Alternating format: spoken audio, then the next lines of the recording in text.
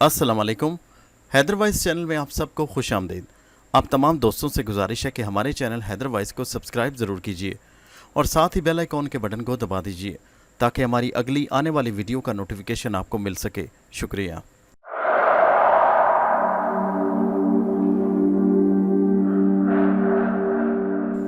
पेशे खिदमत है कहानी घाव का 5वां हिस्सा। परमाजीत के इरादे मुझे कुछ ठीक नहीं लग रहे थे। मेरी हैसियत इस वक्त एक तिनके की तरह थी जो किसी दरिया या नदी में लहरों के सहारे बह रहा था, इधर से उधर तैरता फिरता है। बलदेव सिंह अक्सर मुझसे मिलने मेरे कमरे में आता रहता। उससे मेरी अच्छी खासी दोस्ती थी। कभी कभार मेरे लिए अपने घर से खाना भी ले आता। उसकी बेलौस मोहब्बत का मैं शुक्रिया भी अदा करना चाहता तो नहीं कर सकता था। मैंने सोचा कि मुझे एतमाद में इसे लेकर परमाजीत कौर के बारे में इसको सब कुछ बता देना चाहिए, मगर फिर मैंने सोचा कि अभी खामोश रहना चाहिए। इसी तरह दिन गुजरते रहे। एक रोज़ मैं शाम के वक्त कमरे से टहलने बाहर निकला तो हवेली की तरफ चला आया। हवेली के पाएं बाग की तरफ परमजीत कौर भी चादर लपेटे बाहर निकली। मुझे देखकर फौरन मेरी तरफ आई और कहने लगी, अरे मुंशी साहब आप। मैं परमाजीत कौर को देखकर घबरा गया। मेरे इस तरह घबराने पर वो हंसकर बोली, अरे मुंशी साहब मुझे एक बात बताइए, आप लड़कियों की तरह शर्माने क्यों लगते हैं? मैंने कहा, शर्माने की बात नहीं ठकुराइन जी, मैं अपनी हैसियत पहचानता हूँ। अरे मुंशी जी, हैसियत की क्या बात है, आप तो बहुत आजिज़ी से काम लेते हैं। इतनी आजिज़ी भी इंसान में नहीं होनी चाहिए। आपकी हैसियत वही होती है जो लोग देखते हैं, जो किसी की नज़र में आपकी अहमियत हो सकती है, और मेरी नज़र में आपकी अहमियत बहुत ज़्यादा है। मैंने घबरा कर उसकी तरफ देखा। उसकी आंखों में एक शरारत थी और मेरे लिए बहुत गहरी दिलचस्पी थी। मैंने कहा, मैं आपकी बात का मतलब नहीं समझा। कहने लगी, आप बड़े सीधे हैं, या शायद आप समझना नहीं चाहते। परमजीत कौर जी, खुलकर बात कीजिए। सरफराज जी, बात वही है, मैं आपको दिल से पसंद करती हूँ और आपसे मोहब्बत। रुक जाइए परमजीत कौर जी, रुक जाइए, मैंने उसकी बात काटते हुए कहा। क्या आप जानती हैं कि आप किससे बात कर रही हैं? मैं आपकी इस बड़ी सी हवेली का एक मामूली सा मुलाजिम हूँ। इससे ज़्यादा मेरी कोई हैसियत नहीं। सरफराज साहब, आप मुलाजिम होंगे बाकियों की नज़र में, आप मेरी नज़र में मुलाजिम नहीं हैं। आप मेरी नज़र में क्या हैं आप नहीं जानते। मैंने घबरा कर कहा, परमजीत कौर जी, क्यों मेरी ज़िंदगी को मुश्किल बना रही हैं? मैं जहाँ जाता हूँ यही परछाइयाँ मेरा पीछा करती हैं। न जाने ये मनहूस परछाइयाँ मेरा पीछा क्यों नहीं छोड़ती और मुझे वहाँ से भागने पर मजबूर कर देती हैं। अरे कौन बेवकूफ़ आपको भागने पर मजबूर करता है मुंशी जी? मैं तो हमेशा से आपको अपने दिल में बसाए बैठी हूँ। हाँ मुंशी जी, ये सच है। जिस दिन से आपको पहली बार देखा है मैं आपकी मोहब्बत में गिरफ्तार हूँ। मैं आपको दिलो जान से चाहती हूँ, परमजीत कौर एक रवानी से कहती जा रही थी। मैंने उसकी बात सुनकर कहा, परमजीत जी, आप जानती हैं ऐसा कभी नहीं हो सकता। आपके तमाम ख़ानदान और गाँव के लोग मेरे मुखालिफ हो जाएंगे, सब मुझसे दुश्मनी मोल ले लेंगे। सरफराज साहब, मुझे किसी की परवाह नहीं। मेरे फैसले अटल होते हैं और मैं अपने फैसलों से कभी पीछे नहीं हटती। मैं आपको दिल से पसंद करती हूँ और आपसे मोहब्बत करती हूँ। आप बताइए, क्या आप भी मुझसे?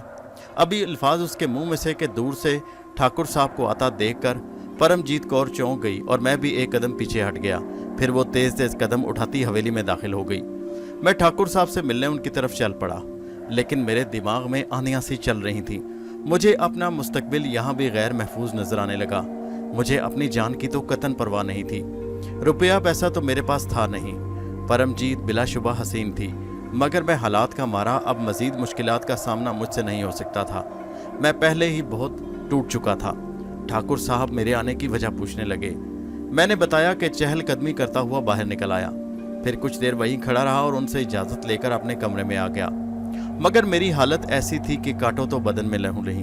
बस क्या बताऊं, इसी उधेड़ बुन में मुझे बुखार हो गया। तबीयत संभली ही नहीं। दूसरे दिन मैंने छुट्टी की और कमरे में पड़ा रहा। ठाकुर साहब को मेरी ख़राब सेहत का पैगाम मिल चुका था। उन्होंने मुझे आराम करने की हिदायत की। शाम का वक्त था कि अचानक परमजीत कौर मेरे कमरे में चली आई। उसे देखकर मैं बड़ा हैरान हुआ। क्या हुआ मुंशी साहब आपको? वो मुस्कुराते हुए बोली, आपने कल की बात का इतना दिल पर असर ले लिया। अरे मैं तो आपको इतना बहादुर समझती थी। मैंने कहा, परमजीत जी, खुदा के लिए मेरी ज़िंदगी मुश्किल मत बनाइए। आप बेफिक्र हो जाएं, कुछ नहीं होगा मुंशी जी। जैसा मैं चाहूँगी वैसा ही होगा। मैं अपने रास्ते के तमाम कांटे दूर कर सकती हूँ। अमर सिंह से मेरी बचपन से सगाई हो चुकी है। मैं इस सगाई को भी तोड़ दूंगी। अब ये नया इंकशाफ मेरे लिए मजीद तहलका अंगेज था। परमजीत कौर की तो मंगनी भी हो चुकी थी अमर सिंह नाम के आदमी से। गो के अमर सिंह का नाम मैंने जिंदगी में पहली बार सुना था। मैंने अपने इस गांव में क़याम के दौरान कभी उसको देखा नहीं था, मगर ये तो हर किस्म के तूफानों से लड़ने का अहद कर चुकी थी। परमजीत जी देखिए, वो सपने कभी नहीं देखने चाहिए जो पूरे ना हो सकें। वो आप समझने की कोशिश क्यों नहीं करते? मेरे पिताश्री मेरी बात के कभी खिलाफ नहीं जाएंगे, वो वही करेंगे जो मेरी इच्छा है। परमजीत कौर ने कहा, आप बिल्कुल मुतमईन रहिए, ऐसा कुछ नहीं होगा, आप परेशान ना हो। सगाई तोड़ना और उससे जान छुड़ाना मेरे लिए कोई मसला नहीं। मैं वो कुछ करके रहूंगी जो मेरा मन चाहेगा। इतना कहकर वो उठकर चली गई। मेरी तबीयत और बेचैन हो गई। या अल्लाह, अब यहाँ से निकला तो फिर कहाँ जाऊँगा? दिन अच्छे गुजर रहे थे और आगे की ज़िंदगी के बारे में सोचने का अच्छा खासा वक्त मिल चुका था, मगर अब फिर ज़िंदगी में नए तूफ़ान मेरे सामने खड़े थे। इतना अच्छा वक्त गुजर रहा था, ये अचानक फिर से जैसे समंदर में तूफ़ान सा आ गया हो। उसी शाम बलदेव सिंह को मेरी तबीयत के ख़राब होने का पता चला तो वो मेरा पता करने के लिए चला आया। अब उससे सारी बात करना बहुत ज़रूरी था। मैंने कहा, बलदेव सिंह, मैं तुमसे एक बात कहना चाहता हूँ। वो कहने लगा, बात भी कर लेना, पहले ये बता कि इतना तेज़ बुखार हुआ कैसे? प्यारे, अपना ख्याल क्यों नहीं रखता? बस यार क्या बताऊँ, एक बड़ी मुश्किल में पड़ गया हूँ। अरे बात तो क्या है, बता तो सही। बस यार, जिन मुश्किलों से पीछा छुड़ाकर मैं यहाँ पहुँचा था, जिन मनहूस परछाइयों से बचकर मैं यहाँ आया था, वो मनहूस परछाइयाँ फिर मेरे पीछे हैं और यहाँ भी उन्होंने मेरा साथ नहीं छोड़ा। अरे भाई, पहेलियाँ क्यों बुझवा रहा है, कुछ बता तो सही। बलदेव सिंह ने फिर गुस्से से मेरी तरफ देखते हुए कहा और फिर मैंने उसे सारी राम कहानी कह सुनाई। मेरी बात सुनकर बलदेव सिंह के चेहरे पर एक तारीक सा साया लहराया। वो एकदम से परेशान नजर आने लगा और फिर कुछ देर सोचने के बाद कहने लगा, यार सरफराज, ये तो बहुत बुरा हुआ। तुम नहीं जानते इसका अंजाम क्या होगा। ये तो बहुत बड़ी मुसीबत है, मेरे लिए भी और तुम्हारे लिए भी। मैं जानता हूँ बलदेव सिंह, मैंने परमजीत कौर को हर तरह से समझाने की कोशिश की है, हर तरह से उसे समझाया, मगर पिछले 1 महीने से उसके अंदाज तो बिल्कुल बदल चुके हैं। हवेली में जाना तुम जानते हो मेरी मजबूरी है। मेरे काम की नोयत ऐसी है कि मुझे ठाकुर साहब से मुख्तलिफ मामलात पर राब्ता रखना पड़ता है। लेकिन सरफराज, ये बात बहुत ख़राब है, तुम्हारे साथ साथ मेरे लिए भी मुश्किल खड़ी हो जाएगी। बलदेव सिंह ने कहा, ठाकुर साहब मेरे ख़ानदान से दुश्मनी मोल लेंगे और अमर सिंह का तुम जानते नहीं, बहुत जालिम और जल्लाद आदमी है, अपने इलाके का वडेरा है, यहाँ बहुत कम आता जाता है, लेकिन पूरा बदमाश है। परमजीत कौर पर तो जान छिड़कता है, मगर परमजीत कौर उसे बिल्कुल घास नहीं डालती। वो उसे बिल्कुल नापसंद करती है। उसने कभी भी उसे प्यार की नज़र से नहीं देखा। वो समझती है कि उसके पिता ने मजबूरी के तहत सिर्फ उसे वडेरा समझकर उसके साथ परमजीत कौर की सगाई कर दी। सरफराज प्यारे, ये तो बहुत बुरा हुआ। अब तुम्हारा मामला तो इतना बिगड़ चुका है कि मैं कुछ कह नहीं सकता। बलदेव सिंह परेशानी के आलम में बोला, अब तुम बेमौत मारे जाओगे और तुम्हारे साथ साथ हमारी भी मृत्यु हो जाएगी। मैंने कहा, बलदेव सिंह ऐसे मत कहो, मुझे बताओ मैं क्या कर सकता हूँ। मैंने परमजीत कौर को समझाने की बहुत कोशिश की है, मगर वो इतनी पागल है कि समझने की कोशिश नहीं करती। ये तो तुमने बहुत मुश्किल में हमें डाल दिया है सरफराज। अगर अमरजीत सिंह को पता चल गया तो हम सबको जान से मार डालेगा। ठाकुर साहब की नौबत तो बाद में आएगी। बलदेव सिंह जो कुछ कह रहा था उसका मतलब मैं अच्छी तरह समझता था। मैं आने वाले हालात से बिल्कुल वाकिफ था। मैं जानता था कि अब मेरे साथ क्या होने वाला है। मैंने फिर कहा, बलदेव सिंह बताओ मैं फिर क्या करूं? मेरे सामने कोई तो रास्ता होना चाहिए। सरफराज, मैं क्या कह सकता हूं, लेकिन इस बात पर बहुत धीरज से सोचना पड़ेगा। सरफराज देखो, मुझे तुम पर एतमाद है। मैं चाहता तो नहीं कि तुम इस गांव से जाओ, मैं चाहता हूं कि तुम हमेशा इस गांव में रहो, मगर अब कुछ और रास्ता इख्तियार करना पड़ेगा। सच पूछो तो दिल नहीं चाहता कि मेरी और तुम्हारी दोस्ती ख़त्म हो, और ये कभी ख़त्म भी नहीं होगी। मैंने तुम्हें दोस्त नहीं बल्कि अपना भाई समझा है, मगर तुमने अपने साथ साथ हमारे ख़ानदान के लिए भी बहुत सी मुश्किलात खड़ी कर दी हैं। हम ठाकुरों का मुकाबला नहीं कर सकते, और ख़ास तौर पर अमर सिंह जैसे जल्लाद इंसान का मुकाबला तो बिल्कुल सोचा भी नहीं जा सकता। वो तो हमारे सारे घराने को उधेड़ कर रख देगा और तुम जानते हो हम गरीब किसान हैं, हम उसके मुकाबले पर किसी सूरत नहीं आ सकते। अमर सिंह से लड़ना, इसका मतलब यही है कि हमारा सारा गांव हमारा मुखालिफ हो जाएगा, क्योंकि सारे गांव के लोग सिर्फ ठाकुर की सुनेंगे और ठाकुर को चूंकि अपनी इज्जत ज़्यादा प्यारी है इसलिए वो अमर सिंह का साथ देगा। इसका सीधा सीधा मतलब है कि हम सब भी मारे गए। बलदेव सिंह, मैं तुम्हारी बात का मतलब अच्छी तरह समझ रहा हूँ। मैं जानता हूँ मेरे इस तरह यहाँ होने से तुम्हारे लिए मज़ीद मुश्किलात खड़ी हो जाएंगी, और ख़ास तौर पर ठाकुर साहब और उनकी बेटी, वो तो मुझे कहीं का नहीं छोड़ेंगे, क्योंकि उनकी बेटी मैंने अंदाज़ा लगाया है कि जुनूनी है। जब वो अपने सपनों को इस तरह चूर चूर होते देखेगी, यानी कि वो मुझे जब देखेगी कि मैं उसकी बात नहीं मान रहा, तो वो भी मेरे खिलाफ हो जाएगी। और अमर सिंह, वो तो वैसे ही मेरे खिलाफ है, और ठाकुर साहब अब तो वो भी मुझे ऐसे निकाल बाहर करेंगे जैसे मक्खन से बाल को निकाला जाता है। बलदेव सिंह कहने लगा, सरफराज, मैं कहना तो नहीं चाहता मगर तुम्हें यह गांव छोड़ना होगा। बलदेव सिंह की बात सुनकर मैं परेशान हो गया। ये तो मुझे आखिरी हल यही नज़र आ रहा था कि मुझे यहाँ से हर सूरत जाना होगा। ज़िंदगी बहुत अच्छी गुजरने लगी थी, मगर अब फिर ज़िंदगी में एक नया मोड़ आ गया था। मैंने सोचा था कि यहाँ आराम से रहकर अपने आगे की ज़िंदगी के बारे में सोचूंगा, मगर अब तो वो सोचने का वक्त भी मुयस्सर नहीं आ रहा था। मैंने जल्दी से कहा, बलदेव सिंह, बताओ मुझे क्या करना है, मुझे यहाँ से कहाँ जाना होगा। वो कहने लगा, जल्दबाजी की ज़रूरत नहीं, पहले देखो, अगर परमजीत कौर को समझ आ जाए तो ठीक, वरना जितनी जल्दी हो सके ये गांव छोड़ दो। मैं तुम्हारे साथ राब्ता रखूंगा, मगर मैं जाऊंगा कहाँ? प्यारे, उसका भी इंतज़ाम हो जाएगा, सोचना होगा। बलदेव सिंह काफ़ी देर मेरे पास बैठा रहा और फिर चला गया। मैं बलदेव सिंह की बातों पर गौर करने लगा। बड़ा सादा और मुखलिस इंसान था और मेरे साथ बहुत मोहब्बत करता था। मुझे भागने का मशवरा वो वैसे नहीं दे रहा था। मुझे मालूम था कि उसे हालात की संगीनी का पूरा एहसास था। इस गांव में मुझे काफ़ी वक्त हो चुका था। इस गांव में रहते हुए मुझे यहाँ के लोगों से अपनाइयत महसूस होने लगी। यहाँ मुझे मोहब्बत, प्यार सब कुछ मिला था। सब गांव के लोग मोहब्बत करने वाले थे, मगर जो मोहब्बत मेरे सर पर ज़बरदस्ती मंडी जा रही थी उसका मुतहम्मिल मैं नहीं हो सकता था। अगला दिन भी घर पर गुजरा और फिर तबीयत बेहतर हो गई। फिर मैं अपने काम पर लग गया। बलदेव सिंह, मैं तुम्हारी बात का मतलब अच्छी तरह समझ रहा हूँ। मैं जानता हूँ मेरे इस तरह यहाँ होने से तुम्हारे लिए मज़ीद मुश्किलात खड़ी हो जाएंगी, और ख़ास तौर पर ठाकुर साहब और उनकी बेटी, वो तो मुझे कहीं का नहीं छोड़ेंगे, क्योंकि उनकी बेटी मैंने अंदाज़ा लगाया है कि जुनूनी है। जब वो अपने सपनों को इस तरह चूर चूर होते देखेगी, यानी कि वो मुझे जब देखेगी कि मैं उसकी बात नहीं मान रहा, तो वो भी मेरे खिलाफ हो जाएगी। और अमर सिंह, वो तो वैसे ही मेरे खिलाफ है, और ठाकुर साहब अब तो वो भी मुझे ऐसे निकाल बाहर करेंगे जैसे मक्खन से बाल को निकाला जाता है। बलदेव सिंह कहने लगा, सरफराज, मैं कहना तो नहीं चाहता मगर तुम्हें यह गांव छोड़ना होगा। बलदेव सिंह की बात सुनकर मैं परेशान हो गया।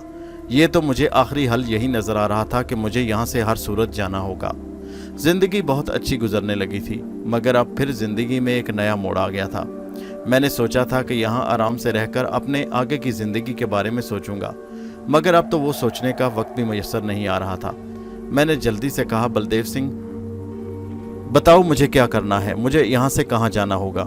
वो कहने लगा, जल्दबाजी की ज़रूरत नहीं, पहले देखो, अगर परमजीत कौर को समझ आ जाए तो ठीक, वरना जितनी जल्दी हो सके ये गांव छोड़ दो। मैं तुम्हारे साथ राब्ता रखूंगा, मगर मैं जाऊंगा कहाँ? प्यारे, उसका भी इंतज़ाम हो जाएगा, सोचना होगा। बलदेव सिंह काफ़ी देर मेरे पास बैठा रहा और फिर चला गया। मैं बलदेव सिंह की बातों पर गौर करने लगा। बड़ा सादा और मुखलिस इंसान था और मेरे साथ बहुत मोहब्बत करता था। मुझे भागने का मशवरा वो वैसे नहीं दे रहा था। मुझे मालूम था कि उसे हालात की संगीनी का पूरा एहसास था। इस गांव में मुझे काफ़ी वक्त हो चुका था। इस गांव में रहते हुए मुझे यहाँ के लोगों से अपनाइयत महसूस होने लगी। यहाँ मुझे मोहब्बत, प्यार सब कुछ मिला था। सब गांव के लोग मोहब्बत करने वाले थे, मगर जो मोहब्बत मेरे सर पर ज़बरदस्ती मंडी जा रही थी उसका मुतहम्मिल मैं नहीं हो सकता था। अगला दिन भी घर पर गुजरा और फिर तबीयत बेहतर हो गई। फिर मैं अपने काम पर लग गया। मैं इन्हीं सोचों में गुम था कि यहाँ से निकलने के बाद मैं कहाँ जाऊँगा। परमजीत की शरारतें वैसे ही जारी थी। और फिर उस रोज़ हवेली में मैंने एक नया चेहरा देखा। अपने नाम की तरह ही अजीबो गरीब शख्सियत का मालिक, अकड़ और बारोब। मैं ठाकुर साहब के पास किसी काम से गया तो वो ठाकुर साहब के पास बैठा था। बड़ी तीखी निगाहों से मेरी तरफ देख रहा था कि ये कौन है। ठाकुर साहब, उसने मेरी तरफ इशारा करते हुए कहा, ये कौन साहब हैं और कहाँ से आए हैं? ठाकुर साहब बताने लगे, 6 महीने हो गए हैं हमारे यहाँ काम कर रहे हैं, नए मुंशी हैं। अच्छा, वो मूंछों को ताव देते हुए मेरी तरफ घूर कर बोला। मैं वहां से चला आया, मगर उसकी शख्सियत देखकर अंदाजा हो रहा था कि निहायत खतरनाक किस्म का आदमी था। फिर वो कई बार मुझे वहां नजर आया। मैं हत्तल मकदूर कोशिश करता कि हवेली में कम से कम ठहरूं, ठाकुर साहब से मतलब की बात करूं और उन्हीं पैरों पर वापस आ जाऊं। और फिर उस रोज मेरी शामत आ गई। मैं हवेली पहुंचा तो परमजीत कौर ने मेरा इस्तकबाल किया और वहां खड़े ही मुझसे बातें शुरू हो गई। और ये वही वक्त था जब अमर सिंह हवेली में दाखिल हुआ। जब उसने परमजीत कौर को मेरे साथ खड़े हंस हंस कर बातें करते हुए पाया तो गुस्से से लाल पीला हो गया और उसे देखकर फौरन ही परमजीत कौर हवेली में चली गई। वो गुस्से में मेरी तरफ आया और कहने लगा, तू यहाँ क्या कर रहा है? मैं ठाकुर साहब के पास आया था जी। ठाकुर साहब से बात करो और यहाँ से दफा हो जाओ। ये हवेली की औरतों से क्या मतलब है तुम्हारा? ठाकुर साहब ने इतना तुम्हें सर चढ़ा रखा है, मुझे मालूम नहीं था कि अब 2 टके टके के मुलाजिम भी आकर अंदर औरतों से बात करेंगे। वो ठाकुर साहब, मैं यहाँ काम से आया था। अरे बकवास बंद कर, चल भाग यहाँ से, अमर सिंह ने निहायत बदतमीजी वाले अंदाज में कहा। इतने में परमजीत कौर अंदर से बाहर निकली और गुस्से से बोली, अमर सिंह, तुम्हें मुंशी साहब की बेइज्जती करने का कोई हक नहीं। अमर सिंह तो इस मुदाखलत पर मुंह फाड़े उसकी तरफ देखने लगा। अच्छा, तो ये मुंशी साहब की हिमायत किस खुशी में की जा रही है? परमजीत कौर तुर्की ब तुर्की जवाब देते हुए बोली, मुंशी साहब हमारे काबिले भरोसा आदमी हैं। ज़मीन की तफसीलात बताने आए थे और इसी सिलसिले में बात कर रहे थे। पिताश्री घर पर मौजूद नहीं थे, इसलिए इन्होंने मुझे बताना शुरू कर दिया। आपको कोई अधिकार नहीं पहुंचता कि हमारे मुलाजमीन के साथ ऐसे बात करें। आप इस तरह की ज़ुबान में सिर्फ अपने मुलाजमीन के साथ बात कर सकते हैं, हमारे मुलाजमीन के साथ नहीं। अमर सिंह इस मुदाखलत पर तो हैरान ही रह गया। अपनी मूँछों को ताव देते हुए उसने एक बार घूर कर मेरी तरफ देखा और फिर तंजिया अंदाज में परमजीत कौर को कहा, होश में रहकर बात कर। एक मामूली मुलाजिम की वजह से मेरे साथ बहस कर रही है। क्या तू जानती है इसकी हैसियत क्या है और मेरा और तेरा रिश्ता क्या है? तू क्या लगती है मेरी और क्या होने जा रही है? अमर सिंह ने बड़े बारोब अंदाज में कहा। अमरजीत कौर ने उसकी तरफ देखते हुए कहा, मैं इस रिश्ते से सरासर इनकार करती हूँ। मैं तुझे अपना रिश्तेदार नहीं मानती और ना ही मैं इस सगाई को मानती हूँ जो मेरे और तुम्हारे दरमियान हुई है। जब मेरी मर्जी ही नहीं तो सगाई कैसी? अमरजीत उसकी बात पर हैरान हो गया और परमजीत कौर की बात सुनकर एक लम्हे के लिए मैं भी हैरान रह गया और अमर सिंह के चेहरे पर तारीकी के साए मंडराने लगे। वो धाड़ कर बोला, बकवास बंद कर। हम औरतों को इतनी लंबी जुबान में बात करने का अधिकार नहीं देते और हम औरतों की जुबान काट दिया करते हैं। और तू दफा हो, यहाँ क्या देख रहा है? उसने धाड़ कर मेरी तरफ देखते हुए कहा। मैं होनकों की तरह मुंह फाड़े उनकी तरफ देख रहा था। वो फिर बोला, दफा हो, मेरी बात नहीं सुनी तूने, चल भाग यहाँ से। और मैं घबरा कर दरवाजे की तरफ बढ़ने लगा। अब तो मेरी बाकायदा बदकिस्मती का आगाज हो चुका था। मैं धड़कते दिल के साथ अपने कमरे में पहुंच गया। मुझे मालूम नहीं उसके बाद परमजीत कौर और अमर सिंह के दरमियान क्या बात हुई। अगले रोज सुबह ही सुबह ठाकुर साहब ने मुझे अपनी कोठी में तलब कर लिया। मैं हवेली पहुंचा तो अमर सिंह भी ठाकुर साहब के साथ वहीं मौजूद था। ठाकुर साहब, ये मामूली मुलाजिम होकर हवेली के अंदर क्या करने आता है? आपने इन छोटे छोटे लोगों को इतनी ढील दे रखी है कि ये घर की औरतों के साथ आकर बातें करते हैं। ठाकुर साहब उसकी तरफ देखकर बुरा सा मुंह बनाते हुए कहने लगे, ये हमारा भरोसे का आदमी है। सरफराज आज से नहीं बल्कि यहाँ से काफ़ी वक्त से काम कर रहा है। ठाकुर साहब, मुझे नहीं मालूम, इसे अभी और इसी वक्त नौकरी से निकाल दीजिए। अभी अमर सिंह के मुंह में ये अल्फाज थे ही कि परमजीत कौर अंदर से धाड़ती हुई आई और बोली, तुम कौन होते हो इसे नौकरी से निकालने वाले? याद रखो ये हमारा मुंशी है। अब चुप हो जाओ। ठाकुर साहब उस पर गुस्सा होकर बोले, तुम जानती हो अमर सिंह कौन है? हाँ जानती हूँ पिताजी, मैं जानती हूँ, मेरी इसके साथ सगाई हो चुकी है। हाँ, ये तुम्हारा होने वाला पति है। मैं इस रिश्ते से इनकार करती हूँ पिताजी, मुझे अमर सिंह के साथ शादी नहीं करनी। ठाकुर साहब तो ये सुनकर हक्का बक्का रह गए। ये तुम क्या कह रही हो परमजीत कौर? और अमर सिंह का चेहरा गुस्से से लाल हो गया। देखा ठाकुर साहब, आपकी लाडली के रंग ढंग, ये कैसे मुझसे बर्ताव कर रही है। हाँ हाँ अमर सिंह, मैं तुमसे शादी से इनकार करती हूँ। तुम देख लेना, मैं किसी सूरत तुमसे शादी नहीं करूंगी। और अभी उसने इतनी बात की थी कि ठाकुर साहब का जोरदार थप्पड़ उसके चेहरे पर पड़ा। मैं नहीं जानता था कि तुम मेरे लाड और प्यार से मुझे यूं रुसवा करवाओगी। अमर सिंह फिर गुस्से से बोला, इस 2 टके के मुंशी की खातिर तुम लोगों ने मुझे अपनी हवेली में बुलाकर जलील किया है। होना तो ये चाहिए था कि तुम इसे यहाँ खड़े खड़े नौकरी से निकाल देते, बल्कि इसको सजा भी देते। मगर तुम लोगों ने मेरे साथ जो बर्ताव किया है, याद रखो मैं तुम्हारी जीवन में आग लगा दूंगा। उसने गुस्से से कहा और लंबे लंबे कदम उठाता हवेली से बाहर निकल गया। ठाकुर साहब ने उसे आवाजें दी, मगर उसने सुनी अनसुनी कर दी। सारी सूरत हाल बिगड़ चुकी थी। अमर सिंह निहायत गुस्से से धमकी देता हुआ चला गया था। अब सारा घर उसकी जद में था। ठाकुर साहब के साथ साथ मैं और बलदेव सिंह भी उसका शिकार हो सकते थे। ऐसा क्यों हुआ ये तो मैं नहीं जानता, मगर परमजीत कौर ने अपने साथ साथ हमारी जिंदगी भी दांव पर लगा दी। ठाकुर साहब और मैं अकेले रह गए। परमजीत कौर फिर वापस हवेली में चली गई। ठाकुर साहब ने मेरी तरफ देखकर कहा, सरफराज, तुमने हमारे एतमाद को ठेस पहुंचाई है। तुमने हमें कहीं का नहीं छोड़ा। मैंने कहा, ठाकुर साहब यकीन कीजिए, इसमें मेरा कोई कसूर नहीं। मैंने आपके एतमाद को कोई ठेस नहीं पहुंचाई। हो सकता है तुम ठीक हो, ठाकुर साहब कहने लगे, मगर तुम मेरी मजबूरी समझो। तुम फौरन अपना कल हिसाब किताब करो और यहाँ से चले जाओ। अब हम तुम्हें मजीद यहाँ अपने गांव में नहीं रख सकते और ना ही तुम्हें काम पर रख सकते हैं। ठाकुर साहब की बात सुनकर मैं परेशान हो गया। सूरत हाल बहुत ही खराब हो चुकी थी। ठाकुर साहब इतना कहकर हवेली की तरफ चल पड़े। मैं समझ चुका था कि अब मैं जितनी भी दुहाई दूं, ठाकुर साहब मेरी कोई बात नहीं सुनेंगे। वो एक बार जिस बात का फैसला कर लेते वही करते थे। अब मुझे हर हाल में यहाँ से सुबह हिसाब किताब पूरा करने के बाद निकलना था। मैं जो रात के खाने से फारिग हुआ, खाने को भी दिल नहीं चाह रहा था, बस कुछ लुकमे जहर मार किए। बलदेव सिंह मेरे दरवाजे पर आया। मैंने दरवाज़ा खोला, उसे अंदर बिठाया और सारी सूरत हाल बताई। उसका मेरी बात सुनकर ही मुंह लटक गया। मैं कसम उठाकर कहता हूँ बलदेव सिंह, इसमें मेरा कोई कसूर नहीं। परमजीत खुद मेरे पीछे पड़ गई है।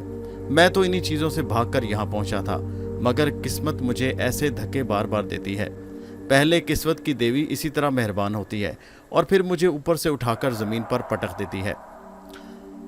बलदेव सिंह मेरी बात सुनने के बाद कहने लगा, खैर तुम कल सुबह ठाकुर साहब को पूरा हिसाब किताब दे देना, उसके बाद फैसला करेंगे कि तुमने कहाँ जाना है। मेरे दोस्त सरफराज, मैं तुमसे शर्मिंदा हूँ कि ठाकुर के इस फैसले के बाद तुम्हें गांव में रखना मेरे लिए क्या किसी के लिए भी मुमकिन नहीं हो सका, क्योंकि हो सकता है कल तुम्हें गांव से बेदखल करने के बाद इस गांव का कोई फर्द तुम्हें अपने पास नहीं रखेगा। इसलिए आज रात ही सोच समझ कर फैसला करना है कि कल तुम्हें कहाँ जाना होगा। बलदेव सिंह मुझे तसल्लियाँ देता हुआ वहाँ से चला गया, मगर वो रात मुझ पर भारी थी। मैं सारी रात करवटें बदलता रहा, न जाने किस वक्त मुझे नींद आई। मैं गहरी नींद में सो चुका था। फिर न जाने किस वक्त मेरा दरवाज़ा ज़ोर ज़ोर से खटकने की आवाज़ आई। दरवाज़ा खटकने की शिद्दत इतनी ज़्यादा थी कि मैं हड़बड़ा कर उठ बैठा। मैंने फ़ौरन दरवाज़ा खोलकर देखा, बलदेव सिंह बाहर खड़ा था। जल्दी से अंदर आया और कहने लगा, सरफराज जल्दी से अपना सामान उठाओ। मैंने बाहर देखा, अभी अंधेरा था। बलदेव सिंह, हुआ क्या आखिर? मैं कहता हूँ जल्दी से अपना सामान उठाओ। उसने जल्दी से मेरा सामान मेरे साथ बांधने में मदद की और फिर मेरा हाथ पकड़कर मुझे बाहर ले आया और फिर कहने लगा, सरफराज तुम अभी इसी अंधेरे में यहाँ से निकल जाओ। अभी सुबह होने में कुछ वक्त बाकी है। तुम नहीं जानते कि हवेली में क्या तूफान आ चुका है। मगर कुछ बताओ तो सही बलदेव, हुआ क्या आखिर? मेरी तरफ देखते हुए उसकी आंखों में आंसू आ गए और कहने लगा, मैं यहाँ से जाने के बाद ना तुमसे गाफिल था और ना हवेली से, बल्कि मैं मुसलसल तुम्हारी और हवेली की निगरानी कर रहा था। मैं जानता था कि कोई ना कोई ऐसा हादसा पेश आ सकता है जिससे तुम किसी बड़ी मुसीबत का शिकार हो सकते हो। तुम्हें ये जानकर बहुत दुख होगा कि परमजीत कौर कत्ल हो चुकी है। किसी ने उसे मार डाला है और अब हवेली में हर तरफ हंगामा बरपा है, या तुम्हारे साथ कोई भी बुरा बर्ताव किया जाए। मैं चाहता हूँ कि तुम यहाँ से निकल जाओ। हवेली का हिसाब किताब रहने दो। तुमने हवेली में कोई घपला नहीं किया, मैं जानता हूँ, मगर तुम्हारी जान और जिंदगी बचाना बहुत ज़रूरी है। बलदेव सिंह की बात सुनकर मैं एक लम्हे के लिए जहाँ खड़ा था वहीं सुन होकर खड़ा रह गया। तो क्या परमजीत कौर कत्ल हो चुकी है? उसे किसने कत्ल किया? मैंने घबरा कर पूछा। अमर सिंह ने या ठाकुर साहब ने? देखो सरफराज, इस बात का जवाब देना तो कबल अज़ वक्त है, मगर मैं अच्छी तरह जानता हूं कि परमजीत कौर को अमर सिंह ने कत्ल नहीं किया, बल्कि परमजीत कौर को उसी के पिता ठाकुर ने कत्ल कर दिया है। मैं ठाकुर साहब को अच्छी तरह जानता हूँ। ये ठाकुर लोग अपनी इज्जत बचाने की खातिर किसी को भी कत्ल करने से बाज नहीं आते, और उसने ठाकुर साहब की इज्जत को सरेआम नीलाम कर दिया था। ठाकुर साहब ने उसकी सगाई अमर सिंह के साथ तय कर दी थी, और ठाकुर साहब को इस बात का रंज था। कल से तुम्हें क्या मालूम ठाकुर साहब के दिल पर कितनी आरियां चल रही थी। अभी तक तो कोई भी ये बात मानने को तैयार नहीं, लेकिन मैं तुम्हें सच बता रहा हूँ कि परमजीत कौर का कत्ल ठाकुर साहब ने किया है। लेकिन इस कत्ल को छुपाने के लिए तुम्हारे ऊपर किसी भी तरह का अजाब आ सकता है। इसीलिए मैं चाहता हूँ सरफराज तुम यहाँ से भाग जाओ। मगर बलदेव सिंह, ऐसा ना हो कि मेरे यहाँ भाग जाने से मुझे सचमुच का मुजरिम समझ लिया जाए। कुछ भी हो, मगर तुम्हें यहाँ इस गांव में नहीं ठहरना। मैं जानता हूँ सुबह का सूरज तुलू होते ही तुम्हारे लिए मुश्किलें और मुसीबतें लाएगा, इसलिए मेरे दोस्त यहाँ से भाग जाओ। इस सीधे रास्ते से जाना, गांव से निकलने के बाद वीरान रास्ता आएगा। 3 फरलांग चलने के बाद दाएं तरफ मुड़ जाना। वहाँ से पहला गांव में तुम कदम रखोगे, और उसके बाद फिर लोगों से पूछते पछाते यहाँ से जितनी जल्दी हो सके निकल जाना, वरना ठाकुर लोग तुम्हें तलाश करते हुए तुम तक पहुँच जाएंगे। याद रखो, तुम्हारे 2 दुश्मन अभी बाकी हैं, अमर सिंह और ठाकुर, और ये दोनों तुम्हें ढूंढकर तुम्हारी बोटियां करने में एक लम्हे का वक्त भी नहीं लगाएंगे। जाओ, इससे पहले कि मैं कोई और सवाल करता। बलदेव सिंह ने मुझे जोरदार तरीके से दूसरी तरफ धक्का देते हुए कहा, मैं कहता हूँ चले जाओ, तुम्हारी जान मैं हर सूरत बचाना चाहता हूँ, जाओ। और फिर मैं कुछ सोचे समझे बगैर गांव से बाहर की तरफ दौड़ पड़ा। दोस्तों, ये कहानी जारी है। नीचे कमेंट में ज़रूर बताइए कहानी आपको कैसी लगी, और हमारे चैनल हैदर वॉइस को सब्सक्राइब कीजिए। शुक्रिया।